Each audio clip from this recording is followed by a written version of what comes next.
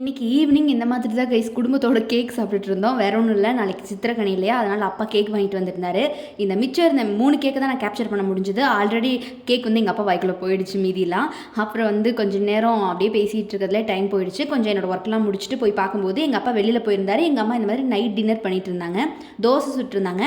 அப்புறம் அப்பாவும் வரவே அப்பா இந்த மாதிரி தோசைக்கு தொட்டுக்க இந்த மாதிரி சோயா கிரேவி வாங்கிட்டு வந்திருந்தாரு. எனக்கு வந்து பர்சனலாக இந்த காளான் ரொம்ப பிடிக்கும், அதனால எனக்காக இந்த காளானும் வாங்கிட்டு வந்துட்டாரு. ஸோ அப்பாவுக்கு பிடிச்ச சோயா கிரேவி, எனக்கு பிடிச்ச காளான். அம்மாவுக்கு ரெண்டுமே பிடிக்கும். அம்மா வந்து நடுநிலையாளர் மாதிரி 2 பக்கமுமே சேர்ந்துப்பாங்க. 2 பக்கமே அவங்களுக்கு ரொம்ப பிடிக்குமா. அம்மா வந்து பார்த்திங்கன்னா அப்படியே 2 பக்கமே சேர்ந்து அப்படியே சாப்பிட்டுக்குவாங்க. இவர் தான் மாப்பிள்ளை, ஆனால் இவர் போட்டிருக்க ட்ரெஸ் என்னது அப்படிங்கிற மாதிரி. வீட்டில் செஞ்சது என்னமோ தோசை மட்டும்தான், தோசை மட்டுமே வீட்டுக்கு சொந்தமானது.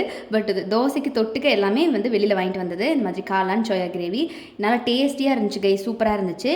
இன்றைக்கி பிடிச்ச மாதிரி திருப்தியாக நம்மளோட டின்னர் முடிஞ்சுது, நல்லா இருந்துச்சு.